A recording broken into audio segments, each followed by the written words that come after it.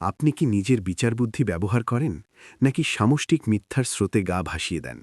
চোখ বুজে বিশ্বাস করার আগে সক্রেটিসের এই পরীক্ষাটি একবার দেখুন। সত্য উপলব্ধি করানোর পরীক্ষা।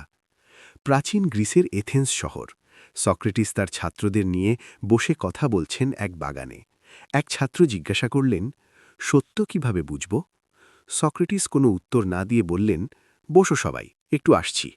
একটু পর এলেন, হাতে একটি আপেল। ছাত্রদের দেখালেন, জিজ্ঞাসা করলেন, এটা কি? সবাই বললেন, আপেল।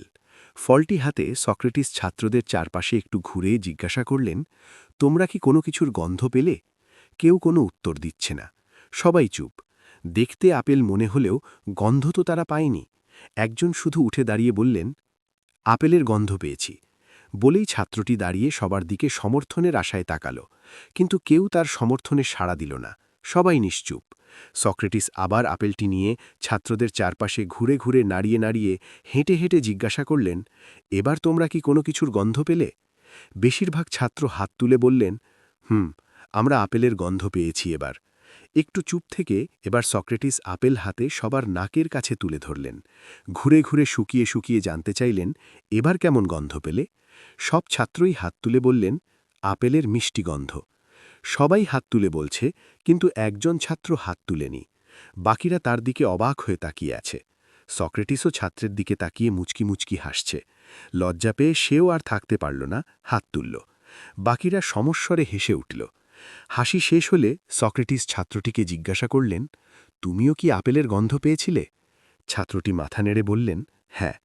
সক্রেটিস একটু থামলেন। ফলটি নেড়েচেড়ে বললেন, আপেলটি ছিল আসলে একটি নকল আপেল, যার কোনো গন্ধ নেই। কেউ শুরুতে আপেলের গন্ধ পায়নি। একজন পেয়েছে বলাতে বিভ্রান্ত হয়ে পরের বারে বেশিরভাগই বলল আপেলের গন্ধ। কিন্তু ঠিকই একজন তখনও নিশ্চিত ছিল কোনো আপেলের গন্ধ সে পায়নি। কিন্তু সেও শেষে সামষ্টিকের নিশ্চিতের কাছে পরাস্ত হয়ে গেল। সবশেষে দেখা গেল আপেলটি নকল ছিল। সত্য বিচারে মানুষ তার নিজের বিচারকে খুব কম অনুসরণ করে। সমষ্টির সমর্থনের আশায় সামষ্টিকের মিথ্যেকেই প্রতিদিন এমন করে বড় সত্য ভেবে অনুকরণ করে। আজকের সমাজ, বিশ্ব এবং সামাজিক মিডিয়া তার বাস্তব উদাহরণ। আজকের এই গল্পটি যদি আপনার চিন্তার খোরাক যোগায়, তবে ভিডিওটি লাইক দিতে ভুলবেন না। আপনার একটি শেয়ার হয়তো অন্য কাউকে সত্যের পথে চলতে উদ্বুদ্ধ করবে।